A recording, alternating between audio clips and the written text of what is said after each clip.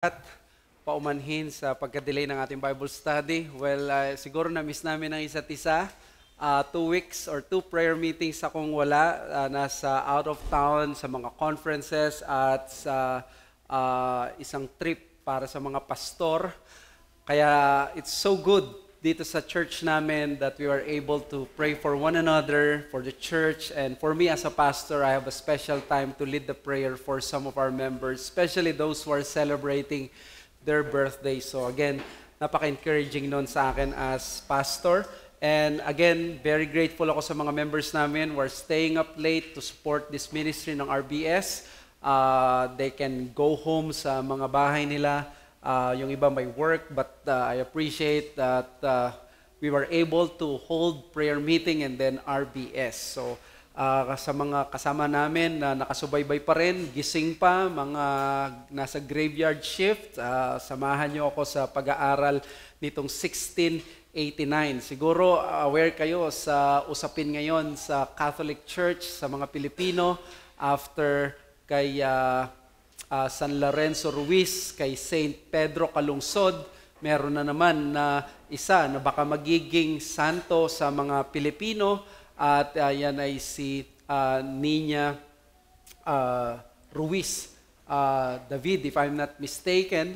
Ang batang ito ay kinikilala, matagal na siya namatay, 1990s, pero sa kanyang kabutihan at sa pananampalataya niya sa Kristiyano, sa Katoliko, napaka-passionate daw niya sa pananampalataya noon. At dahil dito, gusto na gawin siyang santo ng mga Pilipino, lalo na doon sa kanyang hometown sa North, sa Ilocos Norte. Makikita natin dito na napakahalaga ng debosyon, ng pananampalataya ng mga Pilipino pagdating sa kanilang buhay.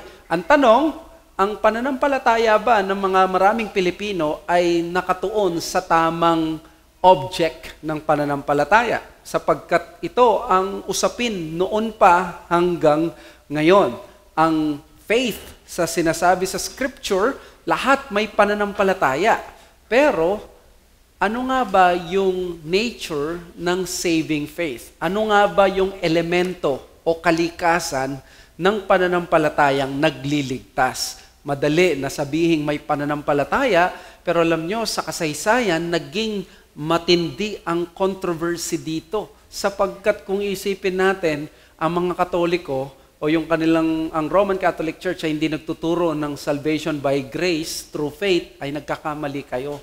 Hindi sila matatalo sa ganong argument na sila ay hindi nagtuturo ng salvation by grace. Dahil official theology nila, sila ay nagtuturo ng salvation by grace through faith. Ang sa Protestant at ang mga Reformers, ano ang kanilang pinangalandakan? Medyo akala natin, no? Yun ang doktrina natin. Pero ang doktrina ng Protestante at ng mga Reformers, hindi salvation by grace through faith. Kulang. May kulang na isang salita. At yan ang titingnan natin. So, sabi ng Ephesians 2:8 and 9, "For by grace you have been saved through faith. This is not your own doing, it is the gift of God, not a result of works, so that no one may boast." So, kita natin dyan, no? Yung salvation by grace through faith. Pero walang nakikitang word na sola dyan, alone. Kaya maraming mga Katoliko, ang tingin nila, tingnan mo, tama naman, salvation by grace through faith, pero hindi alone. Kaya ano ba yung role ng faith? Ito yung isang issue noon na pinag-awayan ng mga Reformers at ng Iglesia Katolika. The role of faith has been one of the focal points of contention between the Reformers and the medieval church.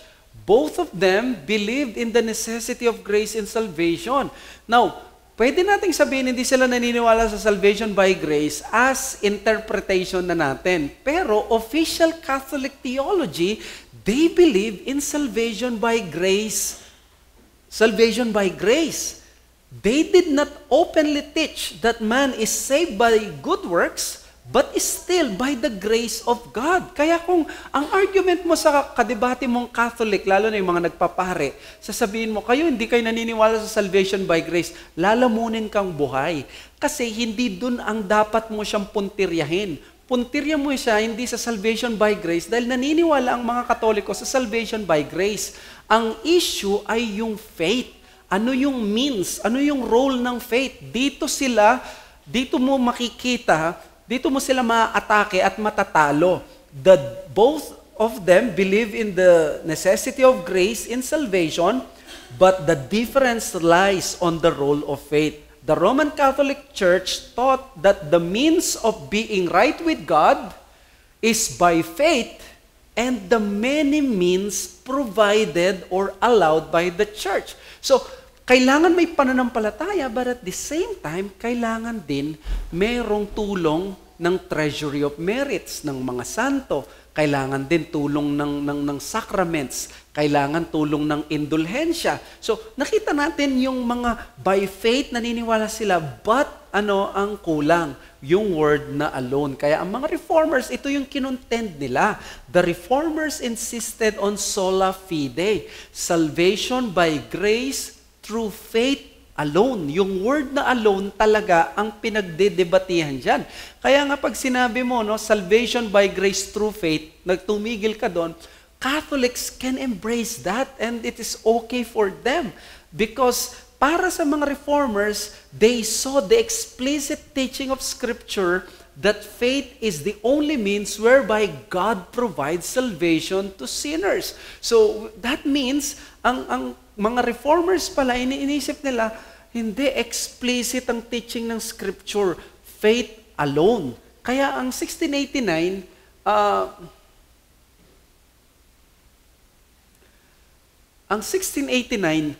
sa tatlong paragraph niya sa chapter 14 about saving faith, ang una niyang inaddress ay ang source or origin of faith.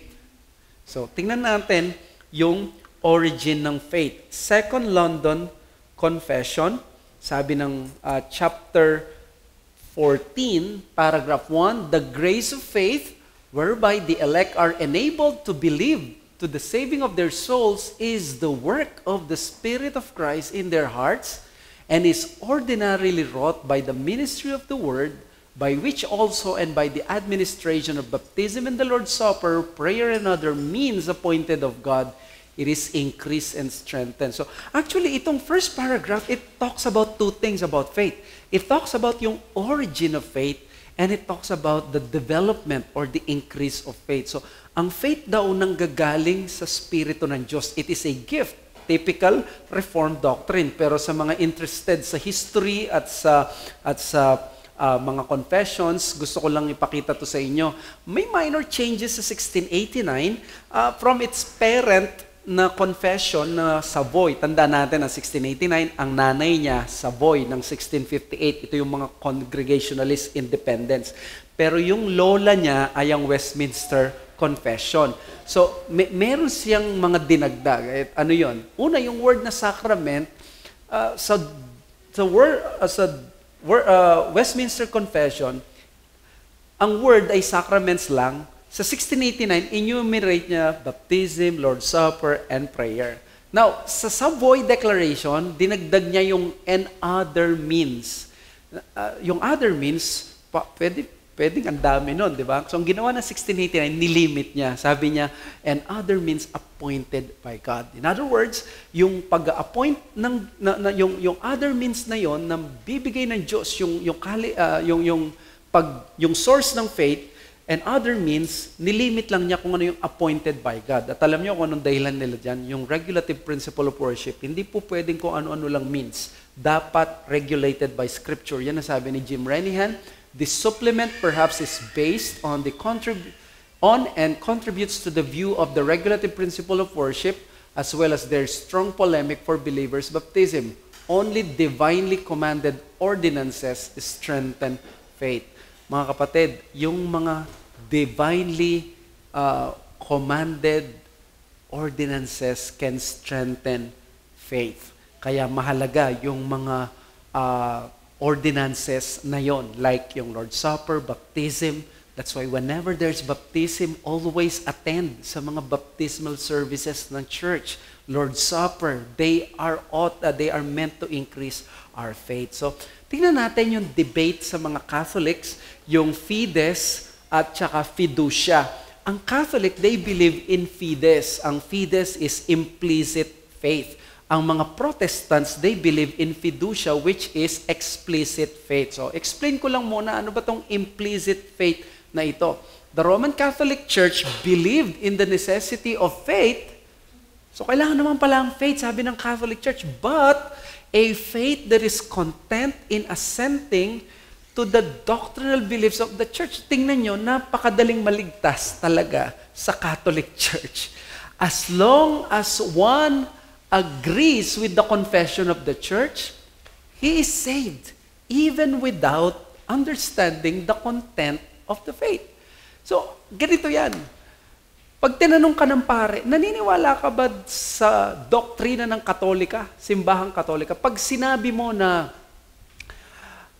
opo, pero ano po yung doktrina niya? Sasabihin ng pare, hindi mo na kailangan maintindihan basta kung naniniwala ka ba sa doktrina ng Katolika, simbahang Katolika. Pag sinabi mo na, opo, naniniwala ako sa doktrina ng simbahang Katolika, para sa kanila, save ka na. Hindi mo na kailangan maunawaan, malama o maintindihan ang doktrina, basta ang kailangan mag-assent ka lang, umuo ka lang, uma-agree ka lang sa turo ng simbahang Katolika. Sabi ni Jim Renian, this theology argued that all that is necessary for salvation is assent to the doctrines of the church.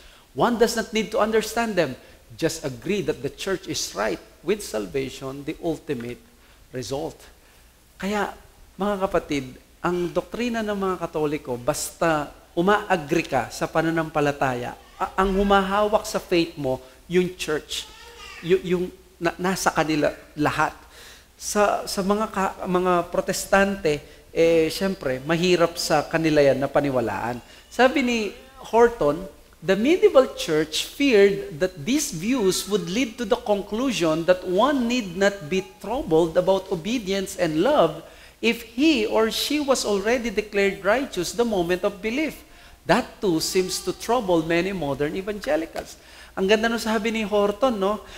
Naintindihan natin ngayon, bakit ang mga Katoliko, nung unang panahon pa, hindi nila niyakap yung salvation by faith alone. Bakit may kailangan na mga implicit faith at mga ibang means? Kasi takot sila na pag sinabing by faith alone, kahit wala ng obedience, kahit wala ng pagbabago, basta by faith lang.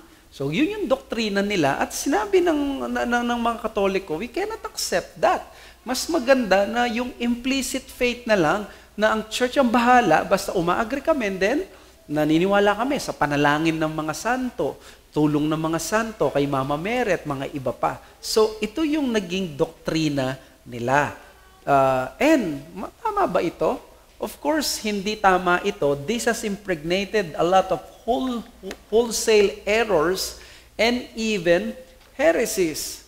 Tingnan nyo, ano ba yung mga errors na yon?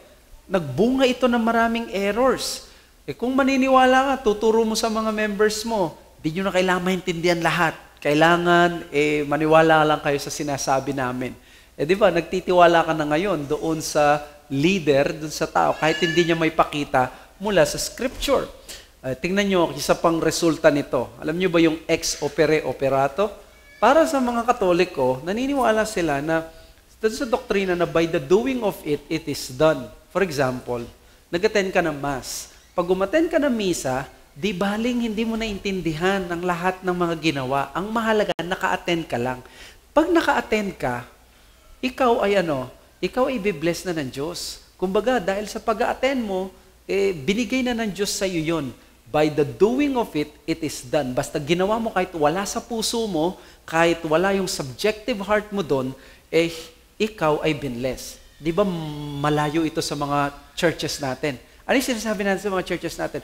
Kahit umattend ka dito, pero kung wala yung heart mo, kung hindi ka nakinig ng maayos, kung hindi ka nagkaroon ng submissive heart, naku, walang silbi yung pag-a-attend. Sa Katoliko, kahit na wala sa puso mo yung pag-a-attend, basta nandun ka, nabendisyonan ka ng pare, wala kang magagawa. Ang may control yung pare. So ganito yung implicit faith. Control ng church yung kaligtasan mo. Control niya yung blessing sa buhay mo. Dito, so the Reformers fought a gospel na sabi nila kailangan naiintindihan ang gospel. At dito pumasok yung fiducia. Para sa mga Reformers, explicit faith, hindi implicit. Ang explicit faith, faith na nauunawaan ng makasalanan at sinasampalatayanan niya.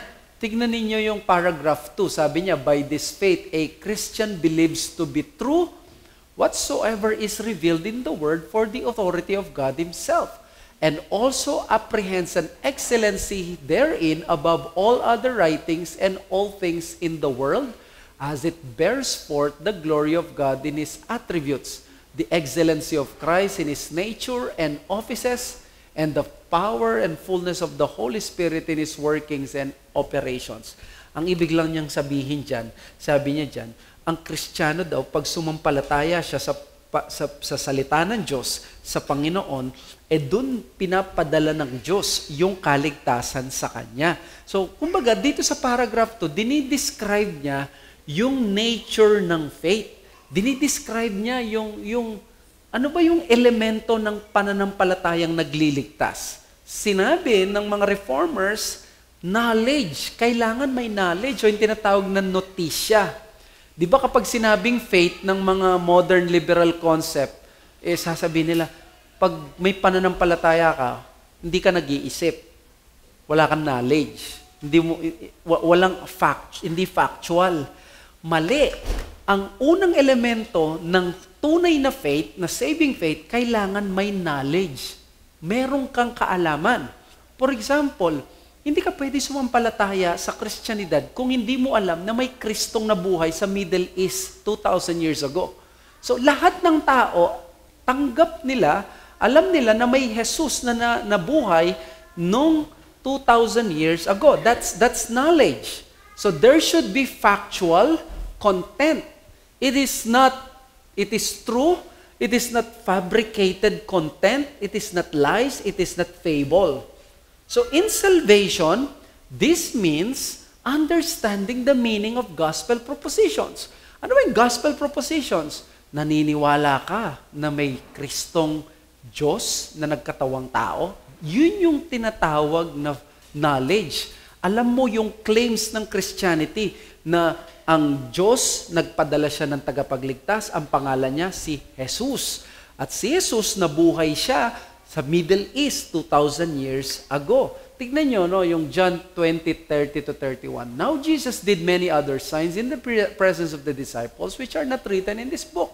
But these are written so that you may believe that Jesus is the Christ, the Son of God, and that by believing you may have life in His name.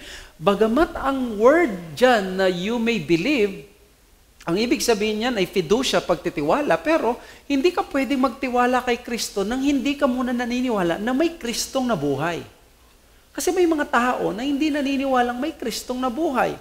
So doon pa lang, wala na silang notisya, wala na silang knowledge. So therefore, even sa Romans 10:9, di ba?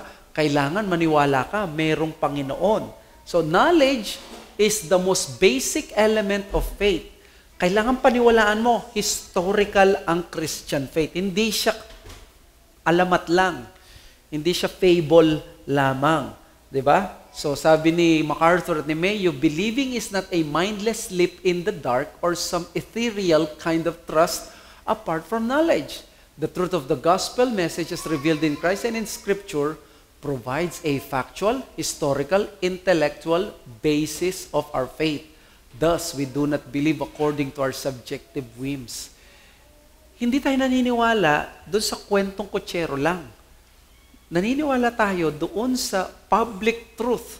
Public truth kasi na publicly nag-resurrect ang Panginoong Jesus. Kaya sa mga nagsasabi na, halimbawa may mga kaibigan kayong atheist, sasabihin, kayong mga Kristiyano, naniniwala kayo sa mga kwentong ganyan na hindi ka panipaniwala. Alam niyo, mas hindi ka panipaniwala na nagkaroon ng buhay mula sa walang buhay.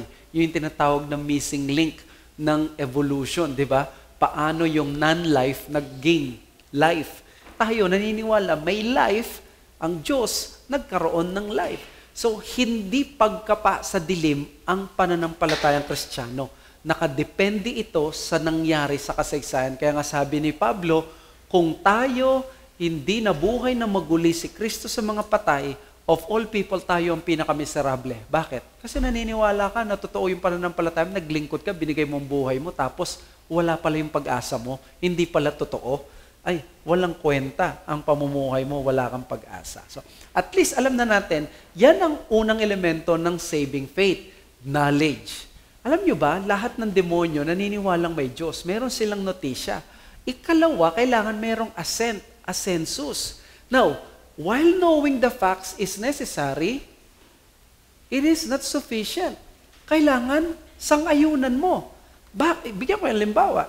Si Kristo nabuhay sa Middle East. Mga Muslim, pinaniniwalaan na may Kristong nabuhay, tama? Pero, hindi sila nag-a-agree doon sa mga claims ng Kristyanidad. Hindi sila nag-a-agree na siya yung Son of God lang, na tagapagligtas lang. Ang paniniwalaan nila, yes, nabuhay siya, knowledge, pero hindi kami nag-a-agree doon sa mga tinuro niya that He is the way, the truth, and the life. Kaya ang tawag ng mga reformers dito, ito yung emotional element of faith. Ito yung paniniwala ng puso, what the mind knows to be facts. Nag-a-approve siya. So, faith gives intellectual assent, approval, conviction to the proposition that is known. Alam nyo, maraming mga anak ng pastor at anak ng mga Kristiyano, let's say, no, sa kasamaang palad, hindi lahat nag-i-stay, sumusunod sa yapak ng kanilang mga magulang. Minsan, may nawawala sa church. Yung mga anak natin, anak ng mga Kristiyano, tingnan nyo, pag sila hindi umattend at tinalikuran nila yung pananampalataya, tatanungin mo sila, do you believe in God? Yes, I believe in God. Do you believe that Jesus died for the sins of sinners? Sasabihin nila, yes. Kaya ko pa ngang i-recite ang catechism, mas alam ko pa yan sagot sa'yo. Naka-encounter na kayong ganun, makikipagdebate. Merong ganun. Minsan, yung mga nag-apostatize, sasabihin nila, mas madidebate pa kita, mas alam ko pa yan kasi nag-Bible school ako. May mga ganon. They believe that there was Jesus. They believe, they assent sa conviction na si Jesus namatay siya para sa mga makasalanan. But yun lang yung kaya nilang gawin. So, kailangan merong ganito tayo. Now faith, sabi sa Hebrews 11:1, now faith is the assurance of things hoped for the conviction of things not seen. So, kailangan, hindi ka lang naniniwala na may Kristong nabuhay 2,000 years ago, kailangan naniniwala ka sa claims niya. Yun yung assent. Now, ang Catholic Church, kontento na siya sa dalawang ito. Notisya at ascensus. Ito yung nakitang kakulangan ng mga reformers. Ang sabi ng mga reformers, kulang. Kasi kung mag-a-assent ka lang, sige, naniniwala ako si Kristo. Naniniwala ako sa tinuturo ng Catholic Church. Naniniwala ako sa ganito. Ang fiducia, sinabi nila, kulang. Kailangan ang tunay na magliligtas na pananampalataya. May element of trust. Dito mo itataya lahat. In other words, hindi ka lang nag-a-assent, nag-a-agree ako. Dito magtitiwala ka. Sasandalan mo ito. Kahit pa itataya mo yung buhay mo, so to speak, no, kung for the lack of the better word. So, kumbaga, the distinctive of saving faith is this, trust. Nagtitiwala ka doon sa proposition na yon. Na hindi ka lang naniniwalang may Kristong nabuhay, na hindi ka lang naniniwala na siya ang tagapagligtas talaga, doon sa propositions or claims, sasabihin mo, tinataya ko ang buhay ko, sinasampalatayanan ko, tinatanggap ko yung claims ni Christ na siya ang tagapagligtas. Kumbaga, parang yung sacrifice ni Kristo, pinaniniwalaan mo. So, the offer of the gospel invites trust in Christ as Savior and Lord. Yan ang sabi ng Romans 10:9. Kaya hindi pwede yung knowledge at assent lang. Sabi ni John Murray, faith is knowledge passing into conviction and it is conviction passing into confidence. Tatlo yan. Knowledge, conviction, confidence. Kailangan meron kang confidence assurance or yung maisasandal mo ang buhay mo dito. It is conviction passing to confidence. Faith cannot stop short of self-commitment to Christ. It is transference of reliance upon ourselves and all human resources to reliance upon Christ alone for salvation. It is a receiving and resting upon Him. So, yun yung napakagandang explanation, no? Confidence pala. Next. Isa pa? So, trust or confidence is the most and distinctive element of saving faith. Kaya, again, si John Murray, ang explanation niya dito is, by the way, bago ko banggitin, di ba may magandang illustration ito, no? Yung kayang sumandal o kaya yung, let's say, yung wheelbarrow na yung tao, kaya niyang sumakay doon sa wheelbarrow kapag itatawid ka ng ganon. Pwede ka maniwalang kayang itawid yung wheelbarrow doon bilang acrobat doon sa rope na between two mountains. Pero, pwede mo paniwalang kaya niya yun. Pero yung isasakay ka, you would have that confidence na hindi ka mapapahiya o hindi ka mamamatay. It's just yung sa mga simple na bagay lang. Halimbawa, kaya mong sumakay sa eroplano, di ba? Meron kang hindi mo pinapansin yun, pero may faith ka because of the history of the airplanes na kaya nilang i-transport ka doon at hindi ka mamamatay. Pero, that's a weak illustration, but I think you get the point. Yung trust or confidence. Nung galing kami sa Singapore, paglapag namin doon sa Singapore, nakita na medyo bumpy yung paglapag namin, no? Lalaki yung pilot. So, nung pag-uwi namin, nalaman namin babae yung pilot. Nung paglapag namin sa NAIA pagbalik, napaka-smooth. Puring-puri kami. Buti pa yung babaeng piloto. Napakaayos. Ang galing niya pala na maging piloto. So, nagkakaroon ka ngayon ng confidence dahil sa history na yon. Kay Christ, sa claims niya, sa belief, sa word niya, at sa mga pangako niya, itataya mo yung buhay mo doon. You believe, you embrace, you trust what is being claimed. Now, yung word na itataya, I hope wag yung interpret yun na parang works yon. It is my way of illustrating yung faith na sasandalan mo. Nagre-rely ka sa words ni John Murray. Sabi ni John Murray, faith must rise to trust, and to trust consists in entrustment to Him. In faith, there is the engagement of person to person in the inner movement of the whole man to receive and rest upon Christ alone for salvation.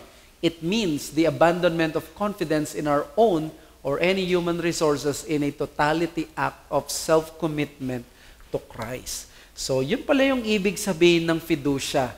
You trust, may element ng trust. So, tingnan natin itong apat na na ito.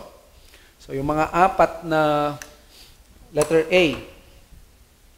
The use of the Greek word translated believe means to entrust or commit. So, malinaw yan sa scripture. Kaya kailangan may element ng may fiducia. Next, the frequent occurrence of the phrase believe into conveys commitment. Believe into. And then, letter C, frequent occurrence of the phrase believe upon conveys reliance.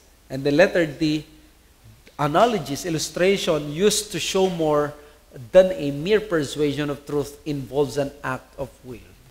For as many as receive Him, He gave them power to become the sons of God. So, may reception. Yung words ng mga Puritans, parang ang faith daw, para siyang empty hand that receives the gospel meal. Para kang nagsasabi, hindi ko kayang iligtas sa sarili ko, mabubusog lang ako sa iyo, kinukuha ko yung pagkain na dala-dala mo. Tingnan natin yung difference, no, si Apostle Paul. Si Apostle Paul, naniniwala siya sa Bible, lahat-lahat ng yan. May confidence siya sa kanyang flesh, sa kanyang credentials. Pero tingnan niyo kung paano siya nagsabi ng kanyang yung kanyang confidence kay Christ. Ang pinakamagandang verse ni Paul pagdating sa confidence niya kay Christ is Philippians 3:8-9.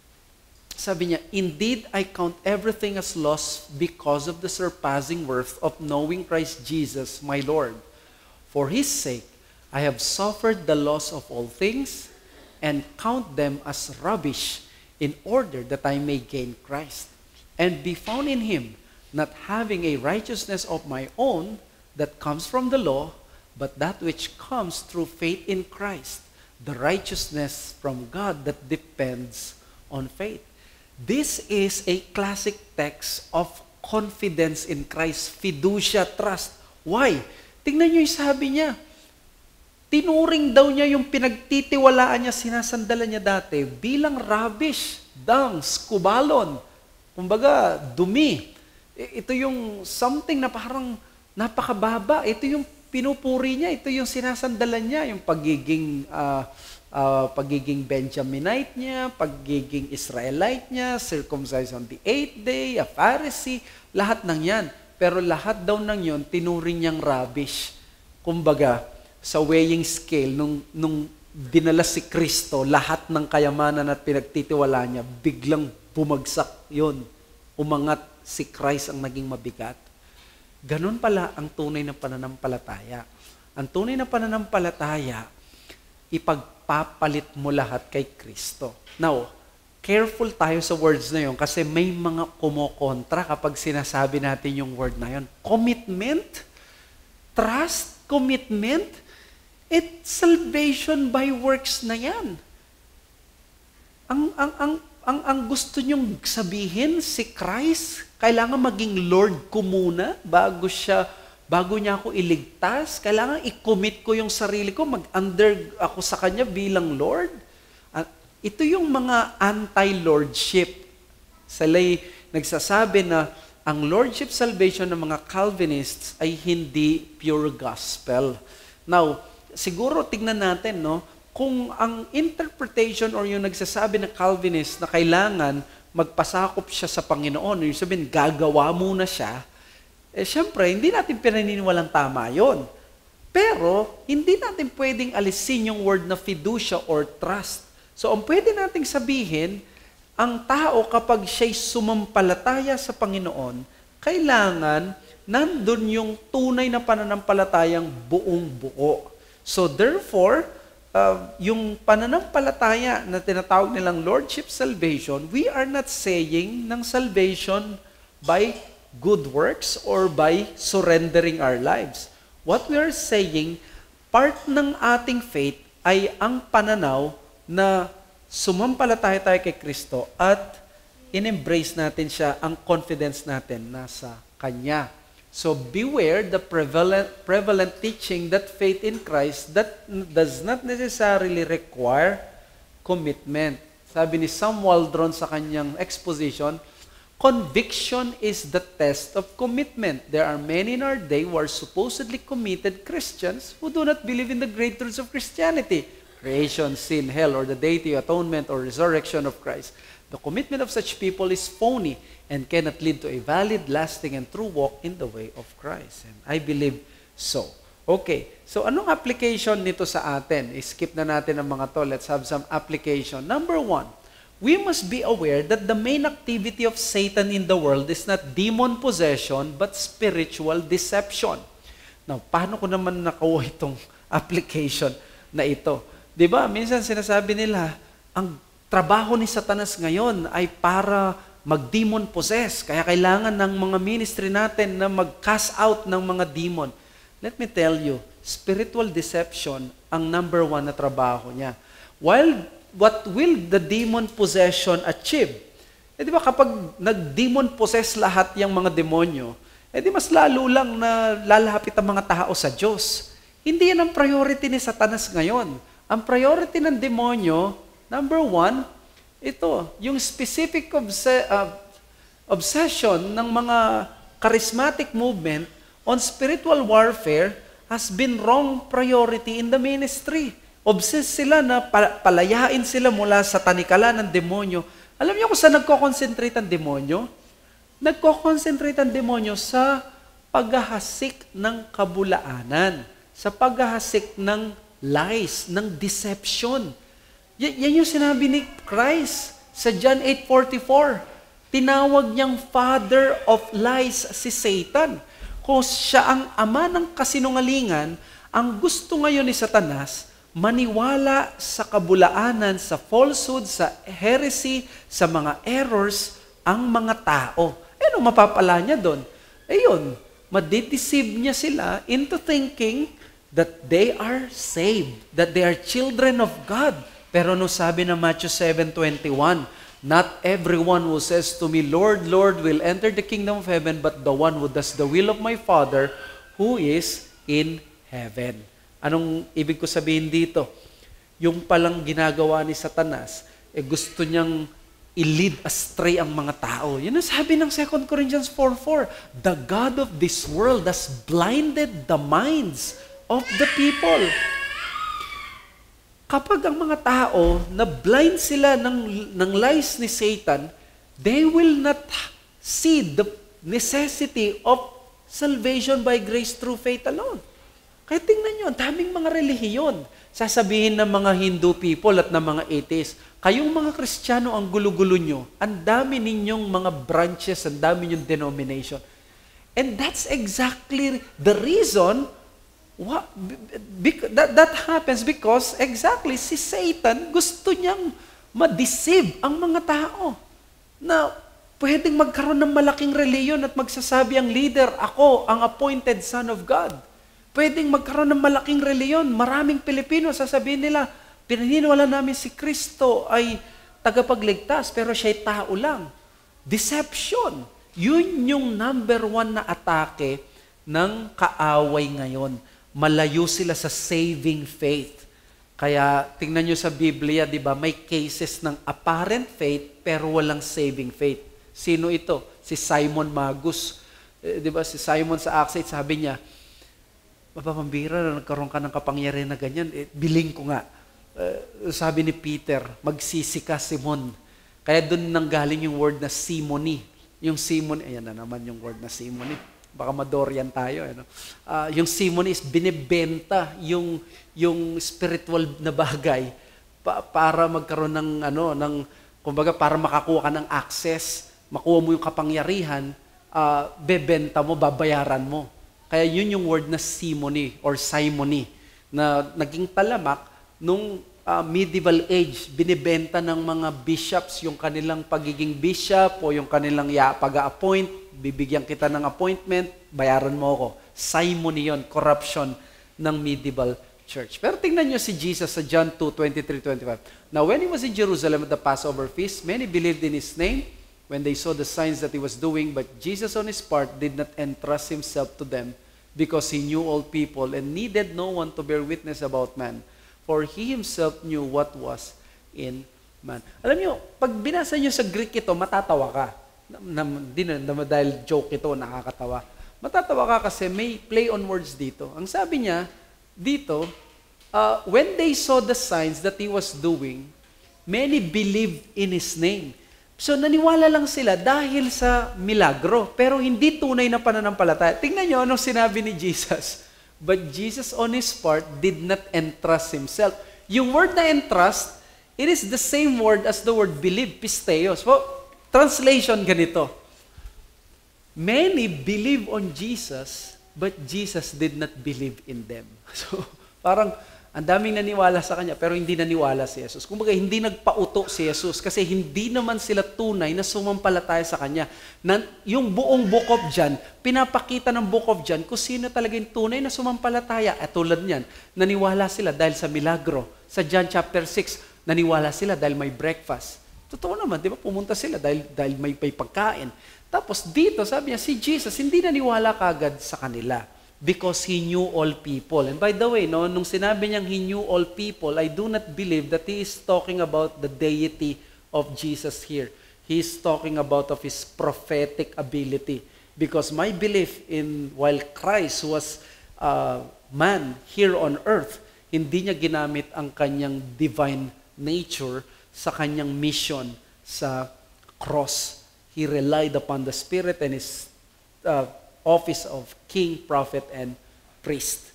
Then challenge, when sharing the gospel, we aim not only for people to know and assent, but to persuade them to trust in the saving gospel of the Lord. So, eto yung challenge natin pag nag-share ka ng gospel. Don't just share the knowledge of Christ, Those shall share the assent ng papa-agree mo sila kasi Katoliko, agree sa'yo. Sasabihin nila, matagal na namin kilala si Jesus, tagal na namin siyang Panginoon. Hindi, persuade them to trust Christ, to the saving gospel. Magkaroon sila ng confidence, itaya nila, sandalan nila yung ebanghelyo ng Panginoon. And number 2, ito yung dapat ko rin na gusto kong pabatid sa inyo bilang pastor. I-retain natin mga kapatid yung church grammar na sinasabi ng mga Presbyterians. Yung church grammar ng sola fide and its historic meaning. Ang daming compromises ng sola fide because of the ambiguity sa paraan na ginagamit ito. Bigyan ko example, Lutheran Compromise noong 1999. Sinabi nila, tingnan nyo yung, sabi niya, hindi na tayo kabilang dun sa ina-anathematize ng Tridentine Christianity. Yung Council of Trent, hindi na tayo kasama sa sumpa niya. So, mayroon silang ininterpret na ganito, binigyan nila ng ibang meaning. Imagine niyo, paano mangyaring makakalusot ka sa Council of Trent? Alam niyo, sabi ng Council of Trent, noong 1560s, ang Council of Trent, ang sino mang mangangaral at maniniwala sa justification by faith alone, sumpain nawa siya. Anathema siya. Ang sabi ng 1999 Lutheran dealing nila with Catholic Church, hindi na kami kabilang doon sa sumpa ng Tridentine. Very ambiguous yung mga words nila, kaya dapat i-retain natin yung church grammar sa sola fide. Pag sinabing sola fide, ano bang ibig sabihin ng sola fide? Ang sola fide, based sa historical understanding. Hindi kung ano yung understanding ng mga modern theologians ngayon. Kasi nakisawsaw pa yung Anglican, sila pala yung nauna no 1984. Tignan nyo, sabi ng Anglican, nakipag-unite sila sa Catholic Church. Sabi nila, naniniwala kami, katulad kami ng Catholic. Sabi, living faith is inseparable from love. Issues in good works and grows in the course of life of holiness. Pag binasa mo, walang problema dyan, pastor. Malaking problema dyan. Kasi ang sinabi niya, living faith is inseparable from love. Para sa kanila, yung faith, hindi lang yun nagliligtas, pati yung love. Pag dinagdag mo na ng love, may good works na yun. So, hindi na siya sola fide. At tingnan nyo, favorite part ng nagko-compromise sa Catholic Church, yung word na living faith, tapos walang faith alone. Siguro sasabihin nyo, ang mga evangelicals, ibahin mo yan, matatagam mga yan. Ay, hindi po. Noong 1994, bumigay na ang mga evangelicals kasama si J.I. Packer. Nagkaroon sila ng evangelical and Catholics together. And sinabi nila, we affirm together that we are justified by grace through faith because of Christ. Ano yung kulang? Walang word na alone. So in other words, ito, tanggap ito ng Catholic Church. Kaya pag sinabi mo, we are justified by grace through faith, period. Kayang tanggapin yan ng Pope. So, hindi yan biblical. Ang biblical may word na alone. Kasi, again, yung living faith. Ano na naman yung favorite nila? Living faith is active in love. So, tingnan nyo. I-retain natin yung grammar ng church. Pastor, mahirap yung word kasi ng grammar ng church sa history. Kaya nga kayo may pastor. Kaya nga tayo may mga tagapagturo. Kaya nga tayo nagpa-family worship, nagka-catechize para yung language at grammar ng church maipasa natin sa kanila. Okay lang matuto sila ng kahit konting Latin. Basta wag lang nilang ipatato sa balikat nila. Ang point, joke lang po yun. Ang point is, wag ipasa natin yung 5 solas at yung understanding ng mga Latin phrases na yan. Okay? So, do you have some quick questions before we end? Overtime na kami dito. Thank you po sa lahat ng nanood at nakipagpuyatan sa amin.